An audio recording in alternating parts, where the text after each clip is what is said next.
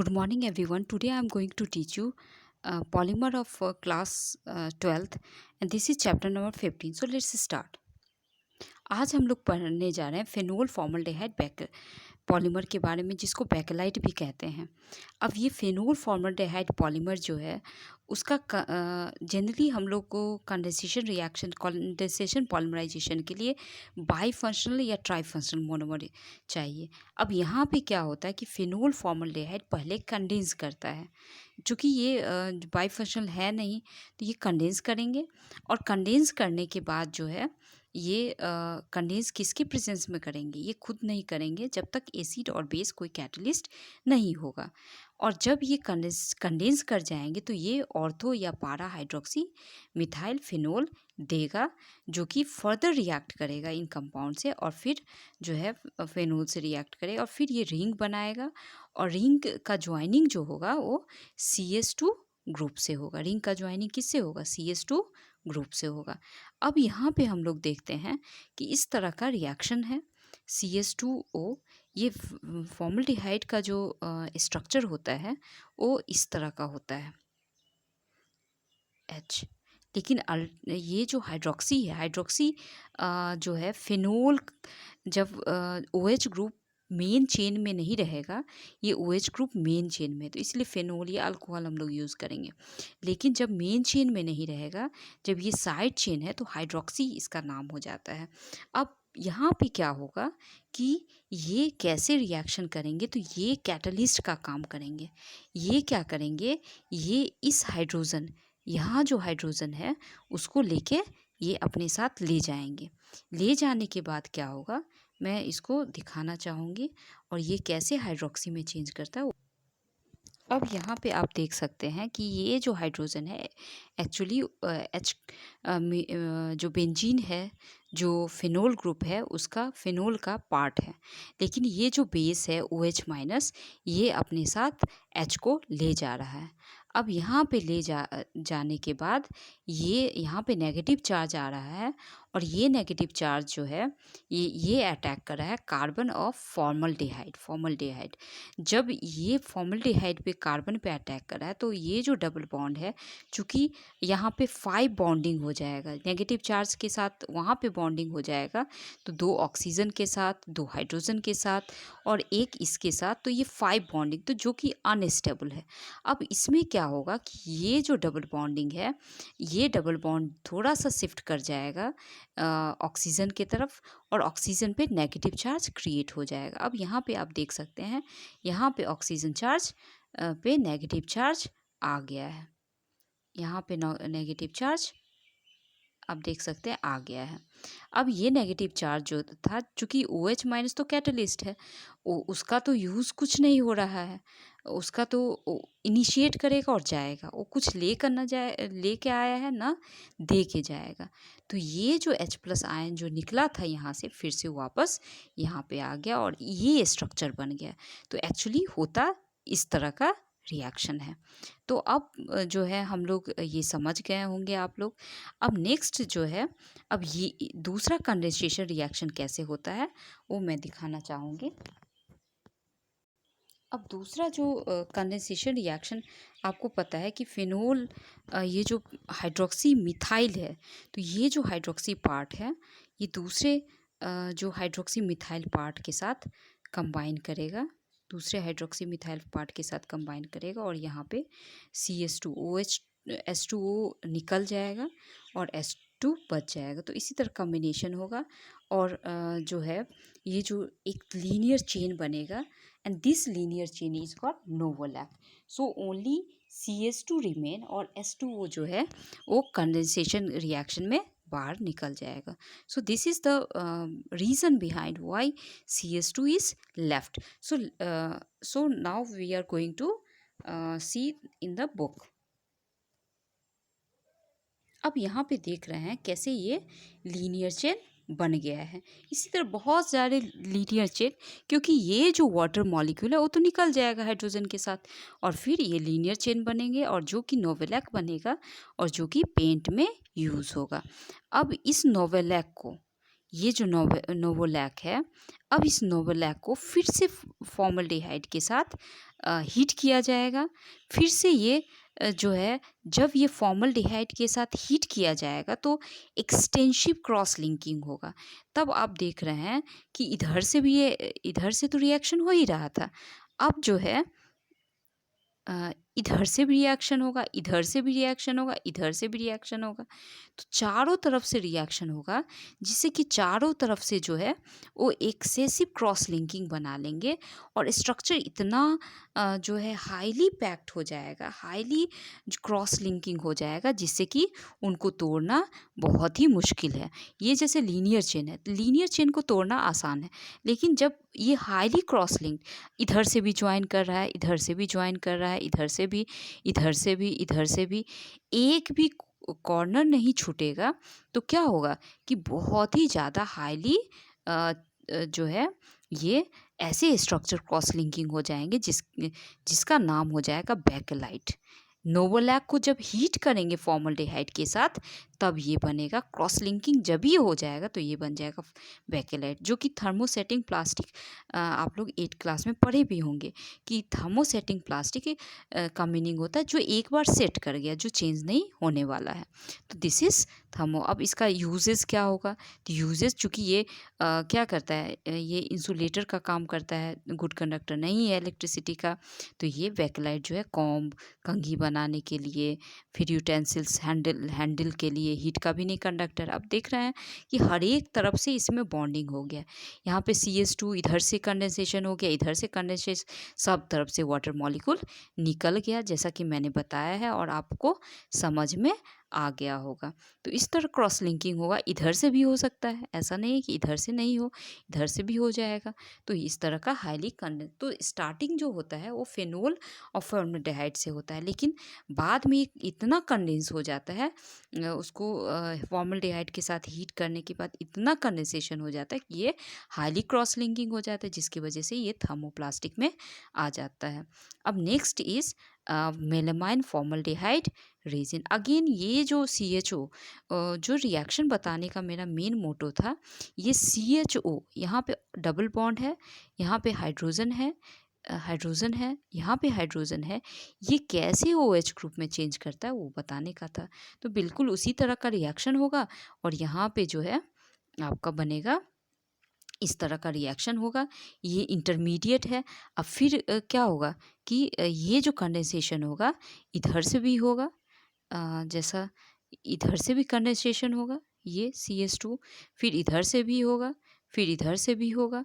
तो चारों तरफ से अब इसी तरह का रिंग जो है, इसी तरह का जो स्ट्रक्चर हम बगल में रखेंगे, फिर इस तरह का स्ट्रक्चर फिर बगल में रखेंगे, और जिससे कि पॉलीमराइजेशन होगा और फिर से वही चीज़ CH2 रह जाएगा और OH जो है H2O के रूप में निकल जाएगा। तो ये हाईली, अगेन इसका आप देख सकते हैं चारों तरफ से बॉन्डिंग है, ये लीनियर नहीं, एक तरफ से भी नहीं छूटा है, तीन तरफ से, सॉरी चार तरफ, तीन तरफ से इसका एक्सेसिव बॉन्डिंग है। तो ये भी जो यूजेस है इसका क्रॉकरी के रूप में यूज़ होगा, जो बर्तन होते हैं उसके रूप में यूज़ होगा। तो ये इसका यूज़ ये सब है। अब यहाँ पे जो दिया हुआ है, right the name of polymer, monomers of the polymer. इसके मोनोमर्स लिखने हैं आपको। तो मोनोमर्स, अब ये किसका है? एडिपिक एसिड है। जैसा कि नाइलन जो 6,6 था उसमें नाइलन 6,6 आप पढ़े थे ना, एडिपिक एसिड, हेक्सामिथाइलिन डायमीन, ये इसका हो जाएगा। ये किसका मोनोमर है? ये नाइलन 6 का है। याद तो होगा आपको कि ये जो है ये CH5 हो गया, 6 हो गया, ये टेफ्लॉन का है। तो ये आपको पता चल गया। डबल बॉन्ड इसके बीच में होगा, ये सब कंडेंसेशन पॉलीमर है। तो classify the addition condensation polymer कौन सा है, तो ये सब रिवीजन के लिए। अब नेक्स्ट है पॉलीमराइजेशन। एक हमने पढ़ा था होमोपॉलीमराइजेशन, एक पढ़ा था कोपॉलीमराइजेशन। होमोपॉलीमराइजेशन जो था वो सेम मोनोमर यूनिट था और कोपॉलीमराइजेशन डिफरेंट मोनोमर यूनिट। जैसे सेम मोनोमर यूनिट, अब यहाँ पे देख रहे हैं एक ही मोनोमर यूनिट है और यही कंडेंस करके क्या बनेगा, ये बड़ा सा जो है नायलॉन 6 बनाएगा। तो this is single monomer unit. So this is homopolymer. This polymer, जो ये जो पॉलीमर फॉर्म होगा वो होमोपॉलीमर होगा, क्योंकि एक same type of monomer unit का यूज़ हुआ है। तो जब सिंगल मोनोमरिक यूनिट होगा तो दैट इज़ होमोपॉलीमर। और जब डिफरेंट मोनोमरिक यूनिट होगा, जैसे यहाँ पे हम देख के भी पता लगा सकते हैं। अब यहाँ पे जो पॉलीमराइजेशन ये वाले का होगा तो क्या होगा, ये सिमिलर है। फिर अब यहाँ पे देखिए, यहाँ पे जो है ये कौन सा पॉलीमराइजेशन हुआ है, ये हुआ है copolymerization, because adipic acid and hexamethylene diamine are different monomer. दोनों अलग अलग हैं, दोनों में अलग अलग फंक्शनल ग्रुप हैं। तो जब सेम होंगे तो होमोपॉलीमर, और जब जो पॉलीमर जब फॉर्म करेंगे सिंगल मोनोमर यूनिट से, जब same type of monomer unit से, तो दैट इज़ होमोपॉलीमर। और डिफरेंट टाइप ऑफ मोनोमर के यूनिट से, तो दैट इज़ कोपॉलीमर। तो ये करने से एडिशन के केस में भी होगा। जैसे हम लोगों ने पॉलीथीन बनाया था तो इथिलीन का यूज़ किया था, तो दैट इज़ एक ही इथिलीन लिया हुआ था, तो दैट इज़ होमोपॉलीमर। अब हम यहाँ पे जो है कोपॉलीमराइजेशन देखेंगे।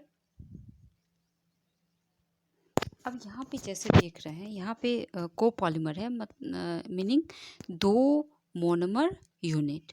यहाँ पे दो मोनोमर यूनिट लिया गया है। एक है ब्यूटाडाइन और दूसरा है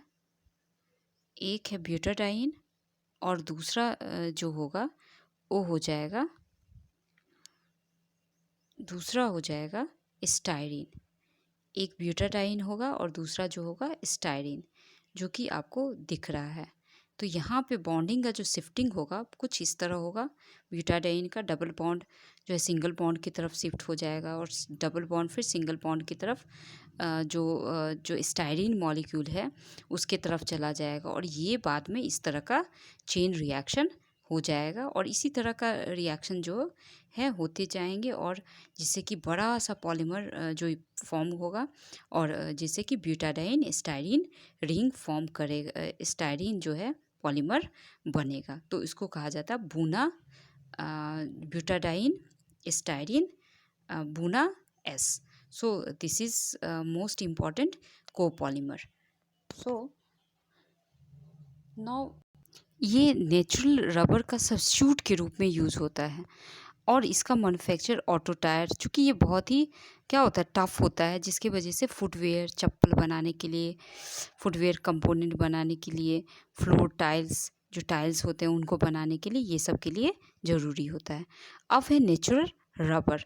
तो नेचुरल रबर को क्या कहा जाता है, ये इलास्टोमर है। तो इलास्टोमर जो है, ये इलास्टोमर जो होते हैं वो पॉलीमर, वो जनरली जो है इलास्टिक इन नेचर होते हैं। इलास्टिक जब भी ये गर्म होने के बाद, क्योंकि वीक बॉन्डिंग होती है इनमें, तो ये क्या होता है कि थोड़ा सा भी फोर्स अप्लाई करते हैं तो ये स्ट्रेस्ड हो जाते हैं, और फोर्स जैसे रिमूव करते हैं तो ये वापस आ जाते हैं। तो ये जो है इलास्टोमर के जैसे होते हैं, और चूँकि इनमें वीक इंटरमॉलिक्यूलर फोर्स होता है। जैसे फाइबर को हम लोग जब भी फोर्स लगाएंगे फिर भी वो अपने प्लेस से हट नहीं पाएगा, तो उसमें स्ट्रॉन्ग बॉन्डिंग होती है। But here there is a weak intermolecular force, जिसकी वजह से जो है ये वीक बाइंडिंग की वजह से ये अलाउ कर देते हैं पॉलीमर को स्ट्रेच्ड होने के लिए। तो और यहाँ पे जो होगा, और क्रॉस लिंकिंग जो है डेवलप हो जाता है, जिससे कि पॉलीमर जो है वापस अपने जगह पे आ पाता है। अब ये जो रबर एक्चुअली जो है एक लिक्विड फॉर्म में ट्री से मिलता है, जो कि कॉलॉइडल डिस्पर्सन है। कॉलॉइड्स जैसा कि हम लोग पढ़ चुके हैं, जो कॉलॉइड जो कि फर्स्ट पार्ट में है। अब ये जो रबर होता है एक क्या होता है, एक कॉलॉइडल डिस्पर्सन, एक सॉल्यूशन के टाइप, सॉल्यूशन नहीं कह सकते हैं, एक जो है ये जो रबर का पार्टिकल और वाटर का मिक्सचर टाइप का होता है, और इस मिक्सचर से हम लोग जो है ये रबर बनाते हैं। और ये इंडिया, मलेशिया, ये यहाँ पे ये रबर मिलता है। नेचुरल रबर का ट्री जो है ग्रो किया जाता है, और ये लैटेक्स से हम लोगों को मिलता है। नाउ अब इसका स्ट्रक्चर देखेंगे तो स्ट्रक्चर जो होता है आइसोप्रीन, इसका ये जो स्ट्रक्चर होता है इसका नाम होता है आइसोप्रीन। और ये होता है लीनियर जो है पॉलीमर है आइसोप्रीन का। मेन जो यहाँ पे आप देख रहे हैं इस तरह का स्ट्रक्चर होगा।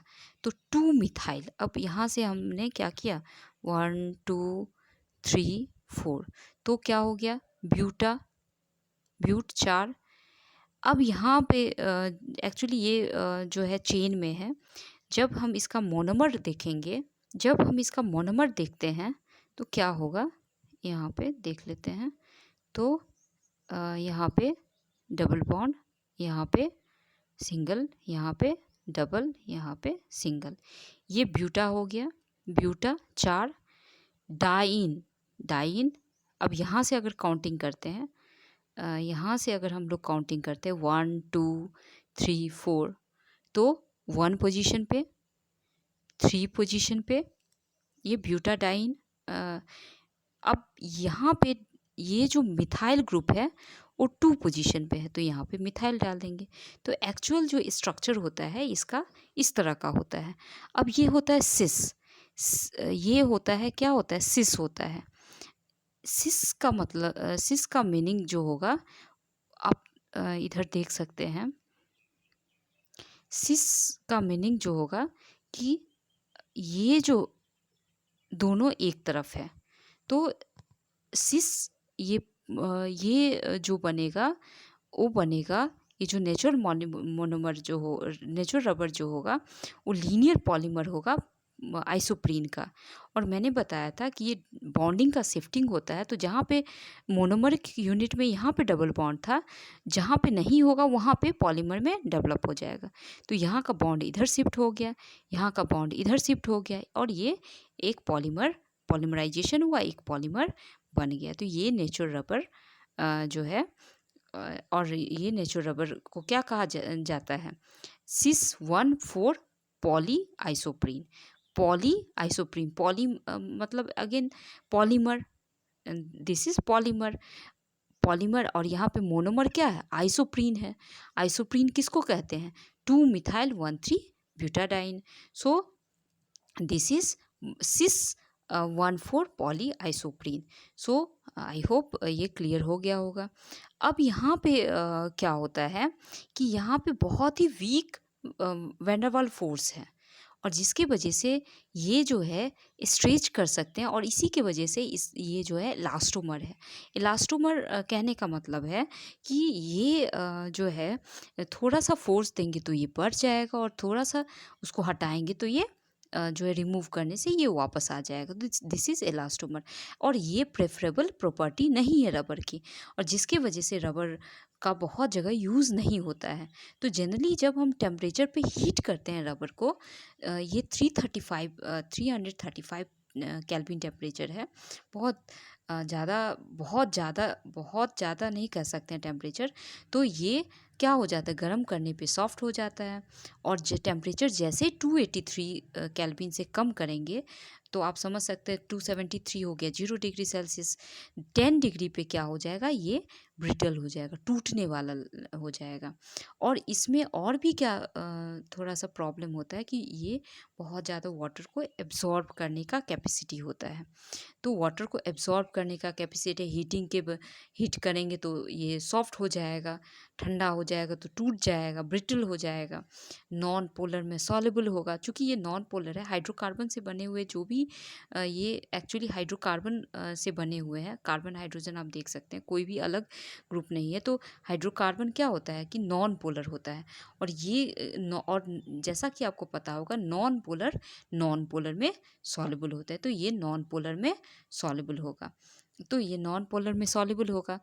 अब ये कोई भी ऑक्सीडाइजिंग एजेंट से कोई भी अटैक बर्दाश्त नहीं करता है, नॉन रेसिस्टेंट होता है। तो आप देख सकते हैं इतनी खूबी है, इतनी जो खूबी है जो नहीं होनी चाहिए, जो कोई भी आर्टिकल बनाने में थोड़ा प्रॉब्लम क्रिएट करता है। तो इनकी प्रॉपर्टी को इम्प्रूव करने के लिए क्या किया, वल्कनाइजेशन किया जाता है।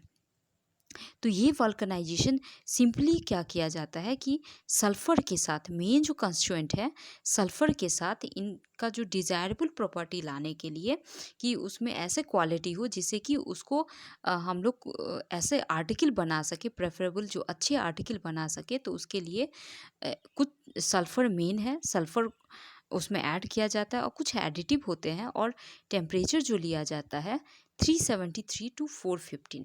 आपको पता होगा 373, 273 पे 0 डिग्री, 373 पे 100 डिग्री से, तो 100 डिग्री से ये 373 से 415 केल्विन पे इसको हीट किया जाता है। जैसे ही हीट किया जाएगा तो ये क्या हो जाएगा कि ये क्रॉस लिंक्ड बना लेगा रिएक्टिव सेंटर, जो कि डबल बॉन्ड पे ये क्रॉस लिंकिंग, अब आप देख सकते हैं यहाँ पे क्या था, डबल बॉन्ड था इसके बीच में, तो यहाँ पे क्या बना लिया, यहाँ पे सल्फ़र के साथ बॉन्डिंग बना लिया। अब ये सल्फ़र जो है ये बॉन्डिंग बना लिया, तो यहाँ पे पहले कोई ग्रुप नहीं था, कोई रोकने वाला नहीं था, इसीलिए जो भी जो मॉलिक्यूल था वो स्ट्रेच हो रहा था, या वो अपने जगह पे आ रहा था, इलास्टिक नेचर शो कर रहा था। लेकिन यहाँ पे जैसे ही सल्फ़र का एंट्री हो गया तो ये रुक जाएगा, और जिससे कि जो डिज़ायरेबल प्रॉपर्टी है, हीट करने पे वो जो है सॉफ्ट नहीं होगा, लो टेम्परेचर पे ब्रिटल नहीं होगा वाटर का, तो ये सब प्रॉपर्टी, इसका डिज़ायरेबल प्रॉपर्टी इसके ऐड होने पे, सल्फ़र के ऐड होने पे आ गया, जिसकी वजह से ये अब यूज़ करने के लायक हो गया है। So you have understood about what natural rubber, then bakelite, and synthetic rubber and other thing. I'll start in next part. So thank you.